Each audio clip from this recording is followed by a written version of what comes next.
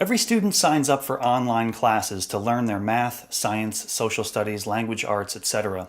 And every student is assigned to a school building. Every teacher chooses to either be a content teacher or an activity teacher. The content teachers work from home and teach all the online classes, while the activity teachers work in the school buildings and lead the student activities. The first half of every school day is dedicated to students working independently at their own pace on their online classes. When students finish their online work, they can choose what to do next. The second half of every school day is filled with activities like yoga, sports, gardening, arts, and music that are offered at the school building. Students choose what they would like to do with the second half of their day.